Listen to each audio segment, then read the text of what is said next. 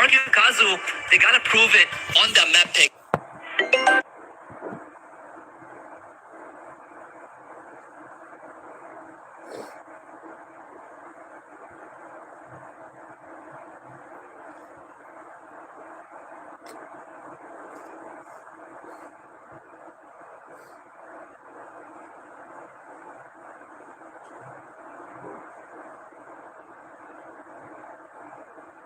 It's not looking great if you are RRQ Kazu, who only is extremely good on Kalahari. Now, granted, we have not seen them play Solara as much, so maybe the numbers are just not as high, but they don't have a win streak on that map, right? It's good to see that Solara...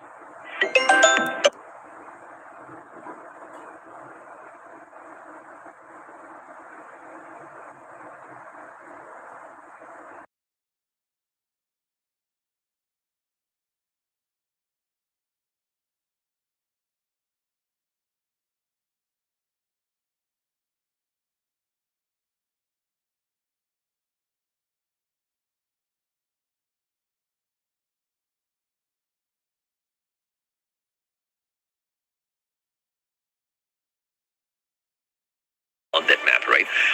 It's good to see that Solara has been dominated by the eSports. We see that they are playing this.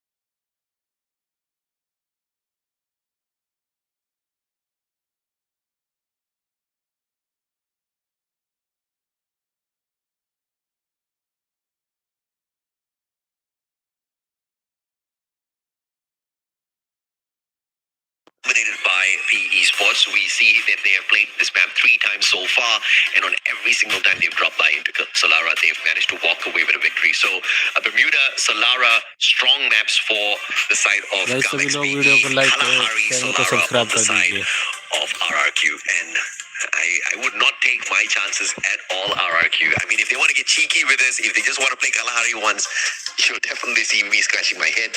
And it'll be not the first time that RRQ has made me scratch my head. Even in the previous series, at least, right? The teams that the team really won on their own map picks, right? So to a certain degree, obviously having 3 map picks over 2 is an advantage. But if I just look at the maps that these 2 teams are good on, at least in this particular matchup, I feel like PE going second is actually better because you get to the moment you win one match, you are guaranteed your strongest map already, right? That could be what it takes for GAMXP to close out the entire series. So I'm expecting that we probably just see 3 maps in total: Kalahari, Bermuda, maybe Solara, right? I think next. Yeah, I'm just checking out the stats from the previous season as well, just so that we can see if there's any similarities. And even in the previous spring season, you saw the strongest maps of GAMXP being Bermuda, Nextera, as well as Solara. So these 3 maps are going to be tough.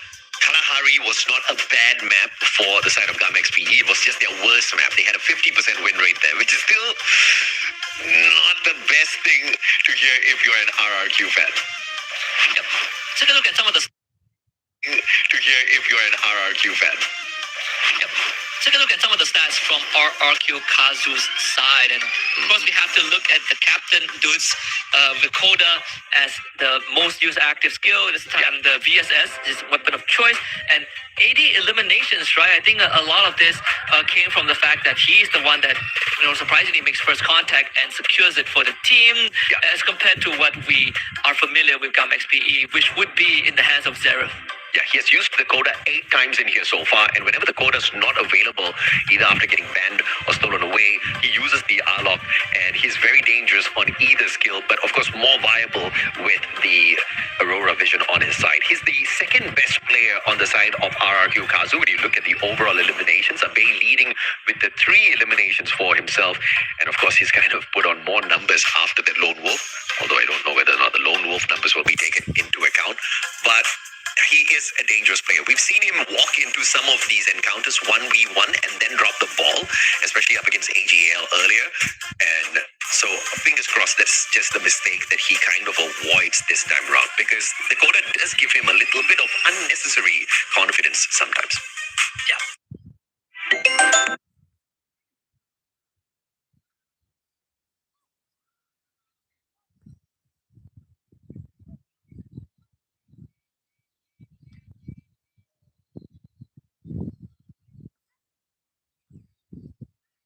Throws RRQ into the false sense of security, especially when they start, losing and they get desperate. Suddenly, this Aurora Vision becomes a tool that gives. You think that anybody? Surprisingly, that narrow pick, which if you're RQ Kazu, you're looking at a narrow pick and thinking to yourself, do we have a good enough answer for that, right? Because it definitely doesn't feel like you should invest a ban in that character. Invest a ban onto. I mean, it's definitely, going to be a little bit of a problem. If you look at the players on the side of Gam XPE, Steffi, Coda, Oscar, Ignis, usually a lot of focus on the Coda and Ignis, which I feel like might be a problem because you have 2 squads that love playing those exact same characters, right? So it's going to be a tussle for sure between the 2 to see who gets their favorite pick. The A124 is never the main picks here from either side, but I think it could be very useful if either one does manage to bring it in here for the play. Again, folks, this is going to be quite the long evening. We are only 2 out of 3 series in, and we are just at the beginning of the second series. So if you have any plans early on tomorrow, you might want to reconsider your schedule for your plans tomorrow. Of course, I want you to stay and see who lifts the trophy by the end of this. But just be ready that we're going to go late into the night, and hope you guys are ready. I'm sure RQ Kazu, the players are ready. They got some. I see some juice, some juices on the table. Yeah. We know Evos likes to eat, so if only Evos was here, we would see them snacking already. Absolutely, man. You gotta get that extra bit of boost out there, regardless whether it's a little bit of a sugar rush of a juice or a little bit of extra boost off of these active skills. The following what do you think is the percentage of impact of active skills versus mechanical skills, Husky? Oh, that's actually a very good question. I think it's for me, I think it's an even spread. Probably I think it's like 60, 65 to 35, and my justification is the fact that your utilities can set you up for success, right? And mechanics is good, but if you get disabled by utility, your efficiency goes down. So I personally think that mechanics can only get you so far. The preparation, the homework that you did, the setup, the utility usage is what dictates the majority of the results. Probably highest damage player, we did mention at the start of today that Raja still holds the highest number by quite a mile because he's that consistent. We'll see if Zeref overtakes it by the end of the day. Saifa, highly unlikely to catch up, especially now that they're in the grand final, so there's really not much games for him to do so. But Zeref has a very good shot of doing that. Yeah, absolutely, man. I mean, AGL in the grand finals should be able to make some magic happen here. So Saifa still can't keep his hopes up high.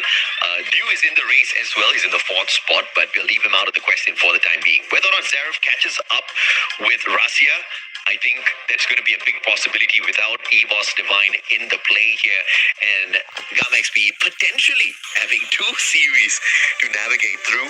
They could pull away those big numbers and put Zarif on the number 1 spot for the damage by the end of this. But of course, it is all for the players of RRQ to put a stop to. Bay is also on the damage leaders leaderboard, but he's quite far down at the bottom, so he needs to bring out quite a bit of shots out there that does find the connections onto the Gamex PE players if he wants to climb up. Of course, they don't really win anything if they do get the highest damage. It's just a little bit of flex. Yeah, it's a bragging rights, right? And with that being said, I think for these two teams, the big topic has been the map veto, right? Like, where do I think A124 is. I don't see a big way as to how AGL can turn this around unless, of course, Liu starts pulling off these magnificent comebacks with that Morse and his positioning. But with the Coda on the side of RRQ in the hands of Dudes especially, it is definitely going to be very difficult for you to navigate. Things are going from bad to worse right now for AGAL.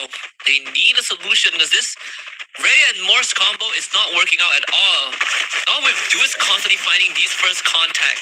The Aurora Vision helping them in the endeavor. Du finally gets a pick up on the Ma'au and gets the confirmation. Runze will try to take him out. Du with a sliver of hell. Runze not able to get the finisher, and Nameless will get the job done instead. Finally, AGAL, they strike back. This is not what I was expecting from RRQ. I did expect the streak of eliminations to come through from them. The Dudes all alone is going to get capped. No way for him to get out of that situation. Just a 1-round loss here for RRQ as AGL finally picks up their first one in the game. And I feel like this one was just mostly mechanical skills, right? They had the right angles. They played it perfectly, especially with Nameless up close and personal with the Mag 7, expecting to encounter Ranze, and we did not see the Crimson Crush activated in time to save him. And that's going to be a problem for Ranze, but it's better to learn these lessons a tad bit early in these rounds. I'm sure we're not going to see that mistake from him all too many times. Yeah. PE in game 2. If Gamex PE wins Kalahari, we are in for an experience. They have to get the Orion first. We did say that it is very much sought after. The Morse gets locked in. Another big pick on Kalahari, which RQ Kazu has found solutions to, right? They did the same to AJL earlier on off of Deuce's read on the movements of where Morse could go. So no surprise there. Well, okay, so we might actually see a narrow here because they have stolen away the Coda from C1. They've taken the Sentino and Bandit out as well. So C1 actually has got no other choices. All of his main active skills are either gone or stolen away. You might just get to see a plushie out there in play in a little bit. They've got on the side of RRQ the Oscar, the Coda, the Zane, looking for a very aggressive play by the looks of it, and Ma'al as well. So it's going to be a heavy play for the Cyber Points, no doubt. C1 teasing with the Tatsuya. No way in hell he pulls that in. There you go. Hello, Nero. It has to be Nero, right? Yeah. Sometimes I look at Nero and I'm like, wait a minute, that's Zarif. Like, who came first? Nero or Zarif? Well, either way. Oh, okay, all right. Cheesy. And they bring in the Cassie instead. Again, Nero's just been nerfed down to the ground. The plushie having 1 HP on the side. And then with some of these players running the Sensei Dig as well, this makes the marker off of the plushie takedown a tad bit useless. And like I pointed out already, the Vietnamese teams love to play without the team booster. I was scratching my head wondering why would you force to play the tag markets, right? And then I realized that the jammer is available in the game and it's only 300 coins. So if you get the jammer, the Coda is going to be absolutely useless. So Zarif LBT Wang Shi is not going to be revealed by that Aurora Vision at all. So Dudes kind of wasted the pick here on the Coda. He'll only get the info off of C1, which he should be able to just work off of it because he's got the Morse anyway. So it's the one big advantage that the Coda has over Gamex PE is on that sniper. Yeah. And there's a good chance that he used the Aurora Vision and he sees no one, right? He's like, wait a minute. And then they might call a pause, but no, it's not going to be a bug. It's just how things work. We're going to jump into Kalahari. Of course, RQ's map of choice. This is their best chance in getting upper hand over Gamex PE. If they drop the ball here, it is going to be a long night for the Indonesians. It's do or die. They need to get this win on Kalahari, if they drop the ball on their best map, Gamex PE will run circles around them. You've got Bermuda, where you don't really see the best out of RRQ. Zverev on for the push. Electrotherapy giving him a lot of confidence. Mahal's going to get snuffed out. Ranzay does not get the pickup here. Zverev's really low. LBT and go in for the push, and he doesn't even hit the advanced therapy just yet, which is a big question mark. And they will depend on super bonfires instead. That's what I'm saying, right? Like, Duas again, he finds C1 right as the round began. The exact same thing that he did to do earlier on Kalahari. He knows the exact read, and that is what's been keeping them in this game. But contrary to the AJL game, where AJL are willing to push forward, XP, they don't mind biding their time here. There is the Flame Mirage still available on the buy side, but very little incentive to use it right now. I think it's better when you wait for the circle to close in. 3v3 fair fight. Everybody's waiting for the active skills to be refreshed. It's just playing this really carefully. He's got the Coda waiting for the Aurora Vision on the refresh, but again, it's not going to give him a massive advantage if those jammers have already been purchased. But looking at the fact that they have the USB 2s, I guess they would have been too broke for it. And the Coda does expose him. Tariff quickly backs away with the Crimson Crush, keeping himself safe. Everybody running towards the time turner for the extra advantage. Oh my, beautiful. Get the Flame Rush out. The custom vision, right? But a good trade there from Abai. Relocation, Zverev again. He's putting in the numbers, and now the therapy keeps him alive, man. We talked about Zverev. A 3-piece to start off the pistols. Zverev, deadly. Crimson Crush. They had the electrotherapy. The LBT was still alive and kicking for the Punisher there as well. Gamex PE just playing this very patiently, not really rushing towards the end to guarantee themselves that round. Look at LBT just tagging along with Zverev. Had the electrotherapy to depend on